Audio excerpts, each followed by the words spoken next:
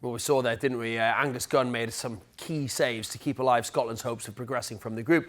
And after receiving criticism following that defeat to Germany, head coach Steve Clarke was delighted for the Norwich goalkeeper. Well, before the game, around 20,000 Scotland fans took part in a march to the stadium in Cologne. Terrific.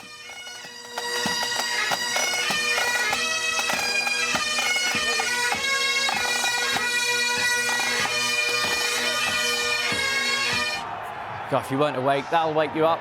That was back in Germany. This is in Glasgow. Thousands watching as Scotland took the lead.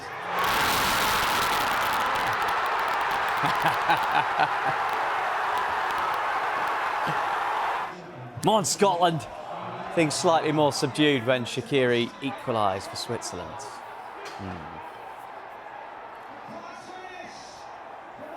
I think it's the best game Scotland have played so far in the Euros. Honestly, it's the best performance we've seen in a long time. I think it's a fair result, I think they were a bit better than us, by the way. Yeah, I think they deserved a bit more. But 1 point now. 1 point, we're in the last game. We're still in it. We march on together. They're a good team. Swiss are a very good team. We needed to get some confidence back, and I think that'll help the guys get the confidence back.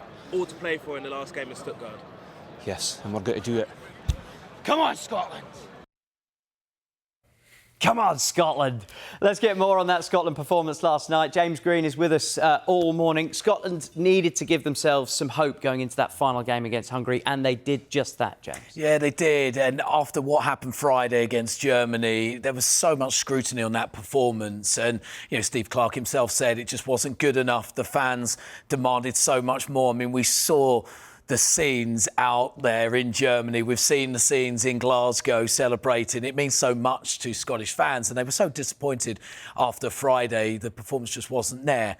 But this was just like chalk and cheese. It was everything you expected from a Scottish performance, particularly over the last couple of years, the developments they've made. They qualified so well, going back to that victory over Spain. And you expected this real hunger and fight, and we got that last night. It was really sensational. And actually, we're going to show you some of the stats from the game last night compared to the game against Germany. And you can just see, let's point out shots. Stands out straight away. They actually had properly shots against Switzerland. I mean, just one lowly shot against Germany. They had more possession, they had more touches in the opposition box, so they were more of a threat, and that's what you wanted to see. They just played with this desire that we really wanted to see on Friday. Didn't get to see it, but they put themselves in a really strong position because we know this Euros, it's really open. You can come third in your group and still qualify. And maybe it could be their 12th attempt at a major tournament to get out the group stage. It could come true this time. Yeah, we still think they're going to need a win, though, against Hungary. So we look forward to that on Sunday.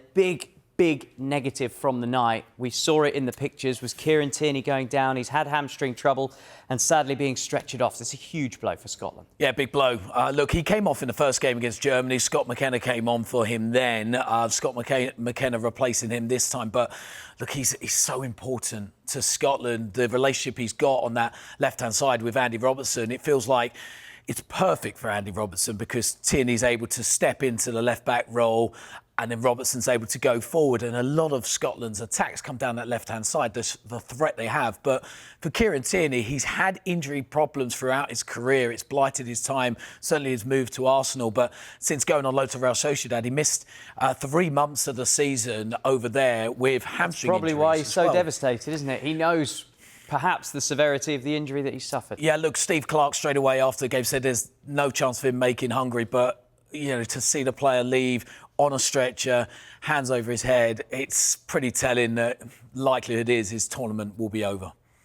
Yeah, OK, so let's have a look at the situation facing Scotland. Now, they could still finish second in the group, but as we've said, a win realistically is their only way through to the knockout stages. It all comes down to Sunday evening, and it'll be the first time when the final set of group stage games happen at the same time. It's all on that. Yeah, it's going to be exciting. Look, this was a group that, if Scotland turned up, was always going to be one to watch. I mean, look, Germany have been terrific. They've started with the pressure of their home crowd and representing their home nation, but they've been brilliant so far in their 2 games.